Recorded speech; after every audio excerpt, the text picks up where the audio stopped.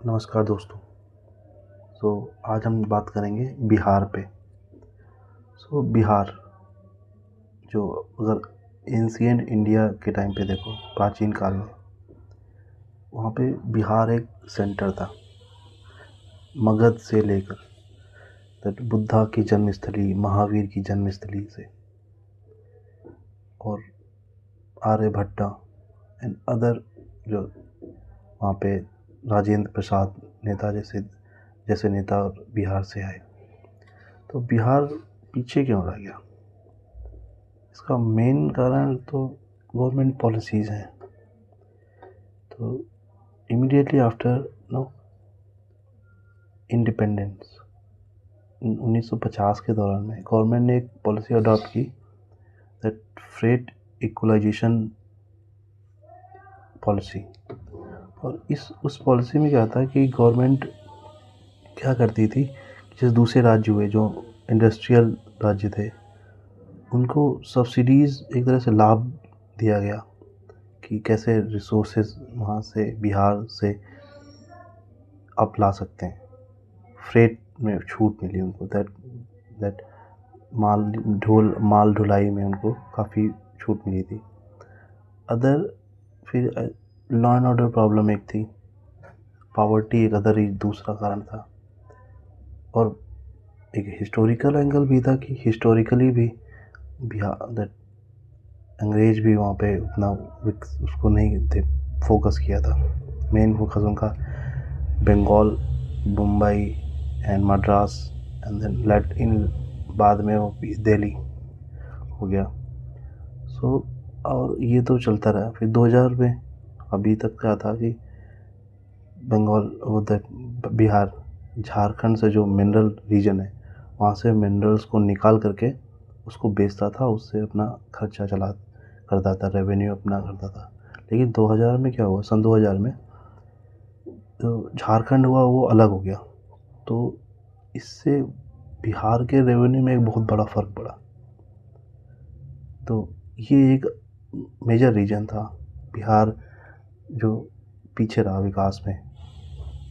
और दूसरा देखो तो वहाँ पे इंडस्ट्रीज़ नहीं है, मैन्युफैक्चरिंग फैसिलिटीज़ भी नहीं है।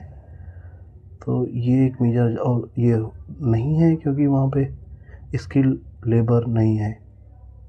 अभी हाल में कुछ इम्प्रूवमेंट हुआ है जो अप्रिशिएट हमें करना चाहिए, बट हाँ, पास्ट में नहीं हुआ। और लॉ एंड ऑर्डर प्रॉब्लम, कानून व्यवस्था का एक मेजर चैलेंज आज भी है वहाँ पे।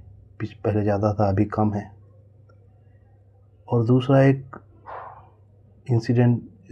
रेशियो है, दैट क्रेडिट डिपॉजिट रेशियो, वो बिहार में कम है। जिसको प्रशांत किशोर जी ने भी उठाया था कि बिहार के जो लोग हैं वो बैंक में रुपए जमा करते हैं और वो रुपए बिहार के बाहर वाले राज्यों में उनको लोन के रूप में दे दिया जाता है, तो वो बिहार में इन्वेस्ट नहीं हो पाता।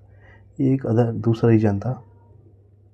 क्योंकि अब रेवेन्यू नहीं है तो गवर्नमेंट शिक्षा, हेल्थ में खर्चा भी नहीं कर पा रही है, रोड नहीं बनवा पा रही है।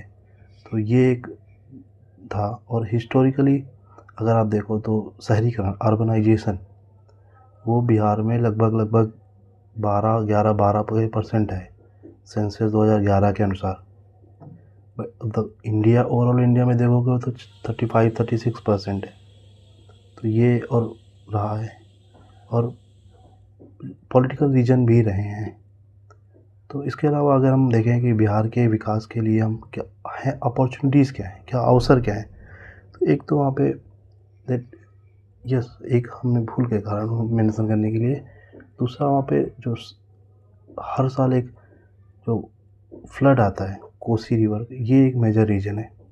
तो ये इशू एड्रेस हमको करना चाहिए था। तो अब आते हैं विकास के अवसर इन बिहार। तो अगर बिहार को देखो तो एक तो एग्रीकल्चर वहाँ पे पॉसिबिलिटी बहुत ज़्यादा है। एग्रीकल्चर, फर्टाइल लैंड है, तो ये हो सकता है। मखाना में बिहार नंबर 1 है, इसको डेवलप कर सकते हैं। सेंट्रल गवर्नमेंट तो कर भी रही है, प्रमोट भी कर रही है।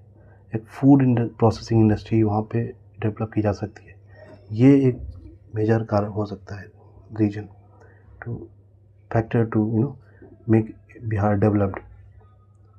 सो अदर टूरिज्म, बिहार में बहुत सारे ऐसे प्लेस हैं जो टूरिज्म के उससे डेवलप किए जा सकते हैं, जैसे बोध गया हुआ, सीता जी का जन्म स्थान पे टेम्पल बनाना हुआ, और नालंदा यूनिवर्सिटी उसके जो हिस्ट्री है उसको डेवलप करना, पुनः जागृत करना, ये हो सकता है। और गवर्नमेंट को रोड पे ध्यान देना चाहिए, रोड इंफ्रास्ट्रक्चर और शिक्षा, व्यापार, शिक्षा और हेल्थ पे ध्यान देना चाहिए। और शहरीकरण वहाँ पे काफ़ी कम है, उसको प्रमोट करना चाहिए।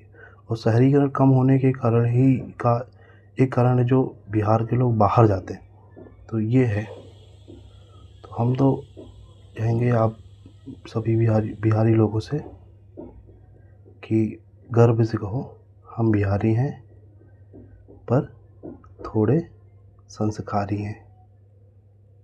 तो यही बस यहीं पे समाप्त करते हैं, और आप सबको कहेंगे कि आप वोट करें विकास के लिए, ना कि कास्ट के लिए।